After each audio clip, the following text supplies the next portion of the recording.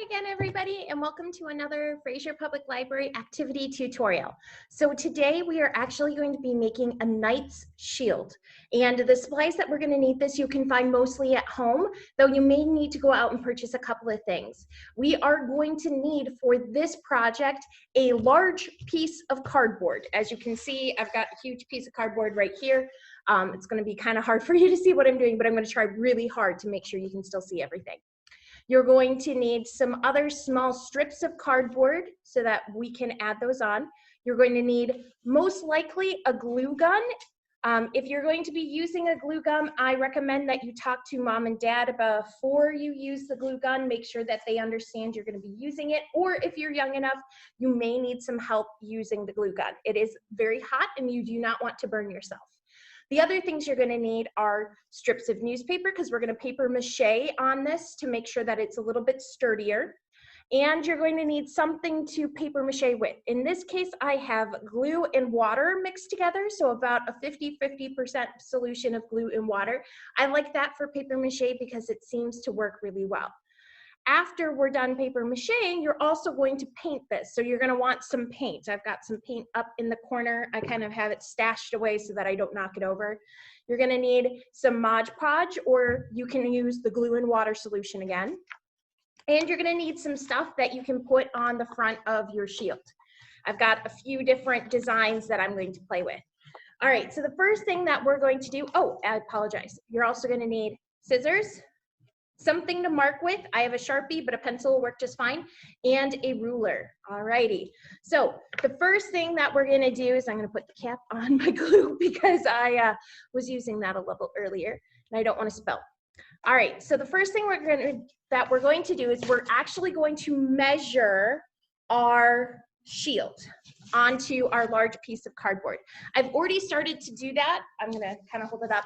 You can see how I've measured and I've marked off parts of the top that I need to cut off. And I'm also in the middle of marking the bottom portion.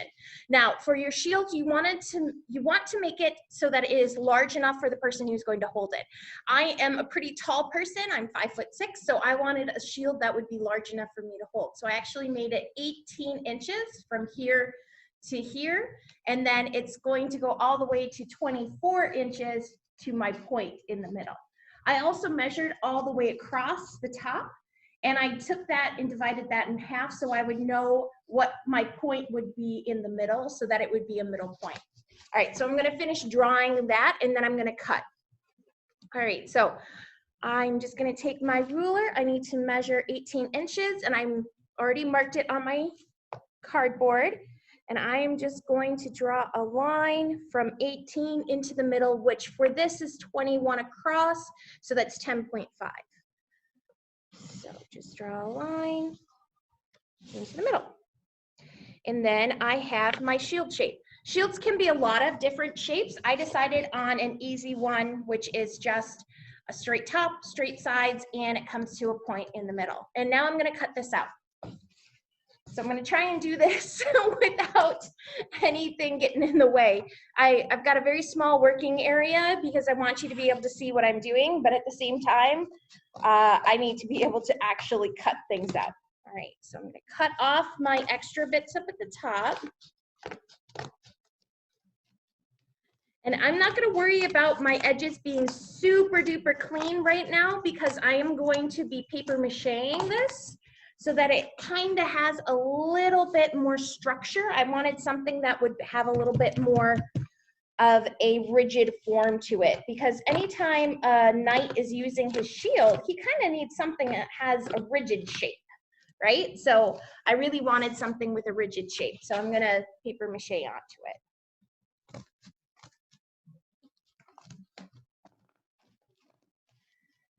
Problem I have is I have little tiny scissors, which is not so good for cutting the cardboard. If you have any larger scissors are probably going to be your friend in this. You can also use, if you are an adult, you can use a box cutter or like an X-Acto knife or something. Oh my goodness. should not have chosen the tiny scissors, but those are all I have. The library does not have a plethora of scissors for me to use, unfortunately. All right, move that, and I'm going to start cutting from this side. Meet in the middle of this line.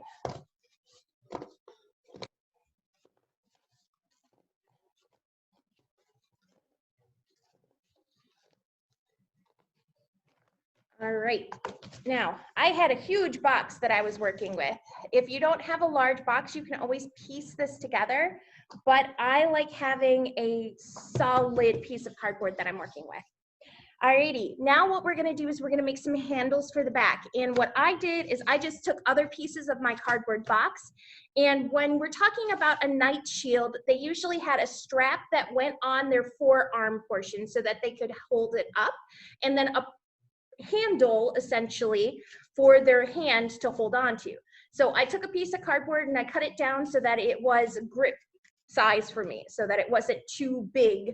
So grip size. And then I cut a piece of cardboard about the size of it wrapping around my forearm so that I can slip my hand through here and rest it on my forearm. All right, so now that I have those pieces cut and ready, we're going to turn this over and I'm going to glue them on. Now, we're going to measure. So if I want my shield, so this is a pretty big shield. If I want my shield to be like this, this is the great thing about making this for yourself. I can just trace my arm. And that's actually what I'm going to do. I'm going to trace my arm so that I can figure out where it needs to be for when I'm gripping it. So it needs to be about right here because that's where my hand is. And I'm going to put a little mark. And then I want it to sit there. All right. Now, it does not look pretty, but that's okay. This is just a guide so that when we are gluing these things on, we can make sure that it is in the right spot. All right, so I'm bending this a little bit because I want it to be curved. So I'm going to go like that. Let me make sure that's something I can grab onto. Yeah, so something like that. I could even give it a little bit more. Okay, all right. So I'm gonna mark this on my handle of where it's bending so that I know where to glue. All righty. All right, so then I'm gonna take my hot glue gun, get some of the excess hot glue off. And now I'm just going to put a whole bunch of hot glue on the part that's gonna attach to my shield. Because this is the back, remember, it doesn't really matter.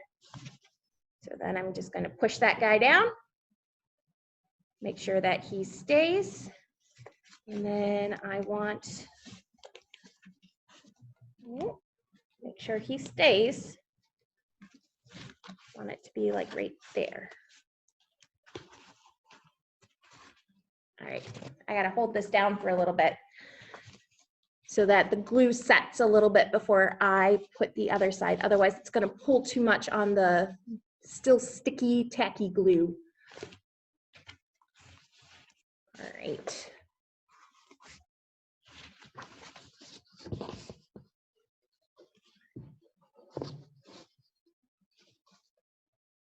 Cool.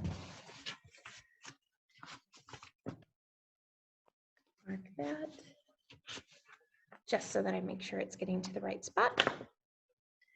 And let's put some more glue on the other side. I have to put another glue stick in here. That's okay. I've got plenty of hot glue. That's never a problem. And then just push that guy down. Now remember, it helps to not get your arm caught in the hot glue gun. Keep pushing this just for a little while so that it's no longer tacky when you lift it up. All right, and so now I've got a place to hold on to, which is fabulous. I'm going to grab another glue stick. hot glue gun. And we're going to work on the other one. Alrighty. So now that I have my first handle glued on here, I'm going to just double check that it's in the right spot because I may need to adjust. You know, it happens. All right. Nope, it looks good.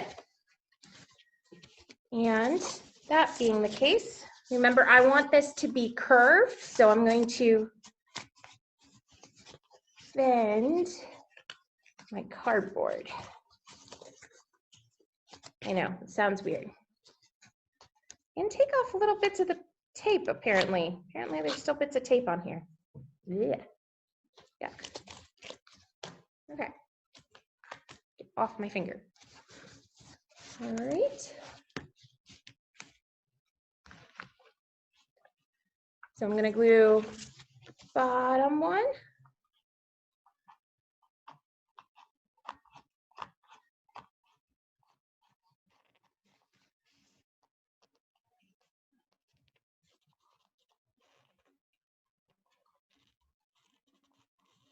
Okay. Remember, I marked where my arm was, so I use that as my line. So hold that on there. Make sure he sticks. Do, do, do, do, do, do, do, do, do, do. All right. Now we need to make sure that there's enough space for my arm.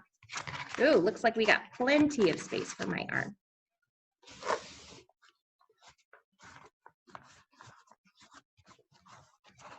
All right. I'm going to bend. I need this part glued. And I'm just going to hold it like that so it's easier for me to see where I need to put my hot glue. Alrighty, almost done with this part, and then we can move on to the paper mache, which is messy. So if you have any sort of work shirt that you use for some of your crafting, you may want to put that on because it's going to get messy. Just letting you know.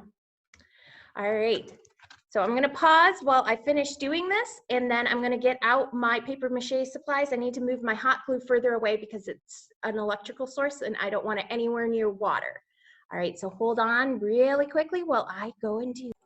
All right, so I moved my hot glue gun out of the way, and what we're going to be doing is we're actually going to be taking a 50% solution of Elmer's glue, so I have a huge tub of it, Elmer's glue, and water. And I like this because it makes it super sticky and tacky. You're going to take your newspaper, just dip it in the water, kind of run off a little bit of the Elmer's glue, and then you're going to just put it wherever you want it and push it down. Okay, I need to wipe more glue off next time. That's okay. You will get sticky, just letting you know. Okay.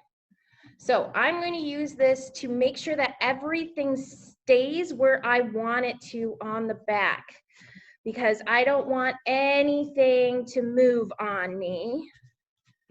So I'm going to make sure that this all stays, and I'm trying to give it a little bit more thickness and structure.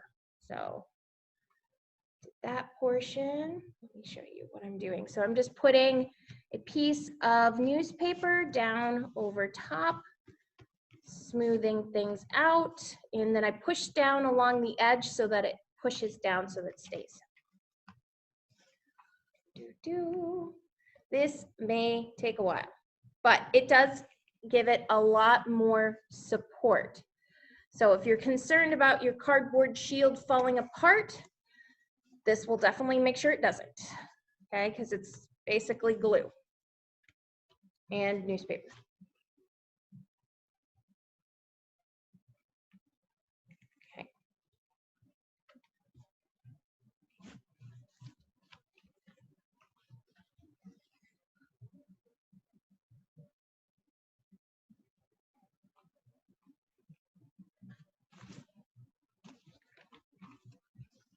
Right, I'm going to put a few more pieces down, and then I'm going to pause so that I can finish the back. And then we can switch around to the front, and we can, once the back is dry, and we can work on that. Now, keep in mind that when I do this, I make sure and go around the edge because my edge is all kind of ratty because I had really bad scissors. It won't be as ratty if you use better scissors, but I didn't really have better scissors, so mine is kind of bad, but that's okay. You can also use longer strips or thicker strips of newspaper if you'd like to. I try and make sure that there's something that I can actually handle.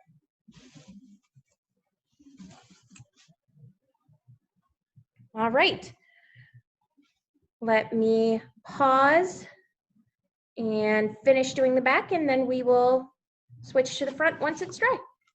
I will see you in a little bit. Me with my glue fingers.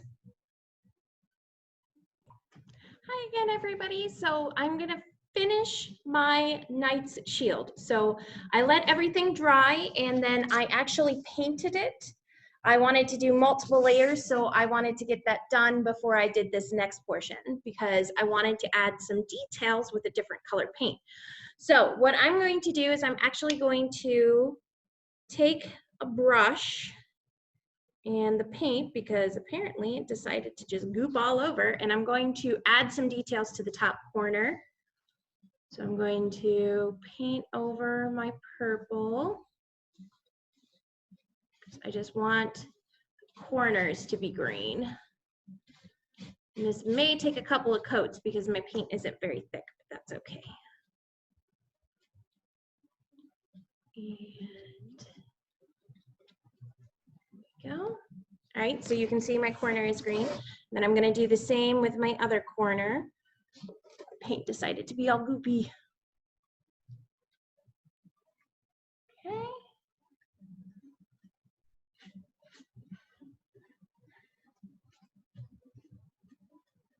And then I'm going to cut out and glue a paper symbol on my shield. Sorry, I was trying to talk and paint at the same time. Really hard for me to do. So, going to use paper plate I got off to the side, get some paint on there, make sure I get this all nice and covered. So you can either paint your shield all one color, or you can do what I did, which is paint it one color and then add details of a different color. Because I wanted mine to look a little different, because the symbol I'm going to use is yellow. I wanted more than just purple on here. I wanted something a little bit different. And you can look up all sorts of crazy shield designs if you want to do something that is actually accurate, or you can make it whatever you want to, because I mean, it's your shield, right?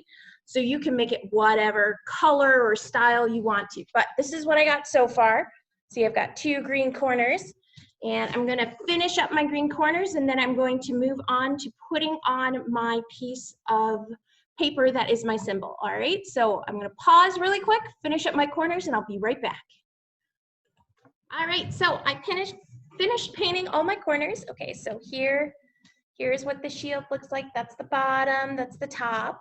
And while that is finishing drying, I'm going to add my cut out pieces that have my symbols. I decided on a crescent,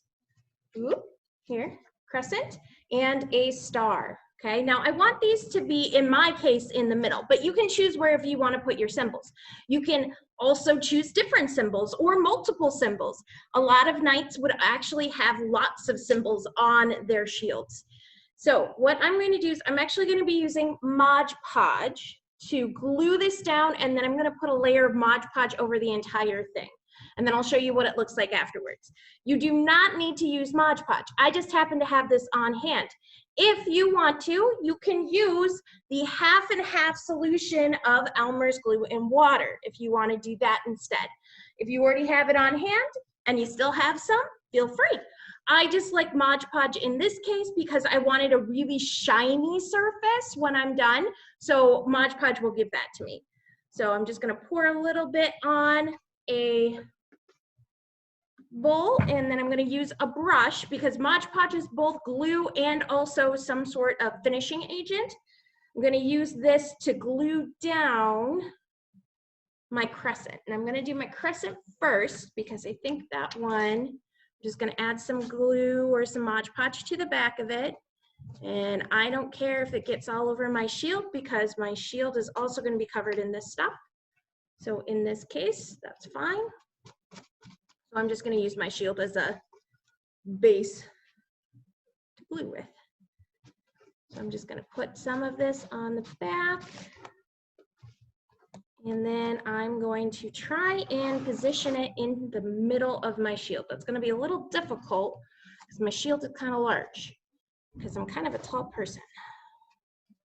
Remember, you want the shield to be about the size of yourself so that you can use it. All right, so,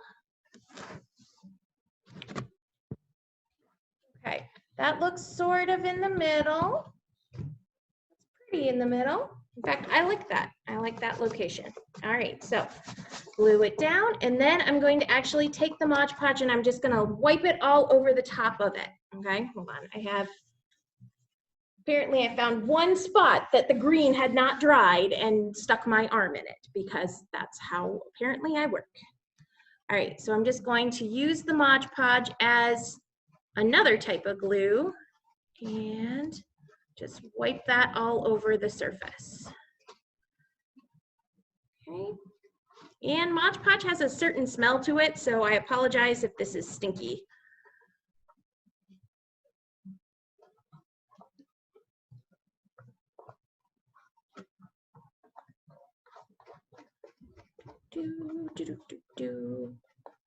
Looks like I accidentally got a crease in there. Let me just try and work that out.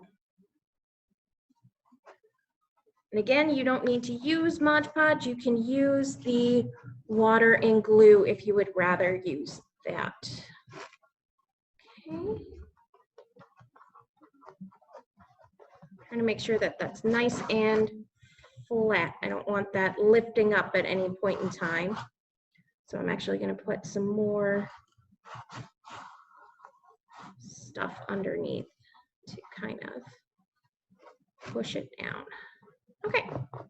All right. So now that that is down, I'm actually going to put the star on. So instead of doing it on the back of the star, since it's just going to go in the middle of my crescent, I'm just going to paint all of that middle area so that I can put my star in.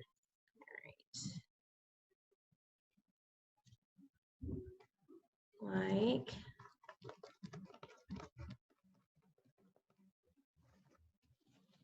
that. All right, so now I'm going to put another layer of Mod Podge over it so that it stays. And then I'm gonna wait for it to dry, and then my night shield is all ready for action. Okay, so that is it. I hope everybody enjoys their night shield, and please do post pictures of your night shield. I wanna see what you decided on for your shield. And I'm going to hold this up in a second. It's gonna look kind of weird because the Mod Podge still has to dry, but this is what you will have in the end. You will have an awesome, fabulous night shield. All right, thanks so much, everybody. I'll see you in another tutorial. Bye.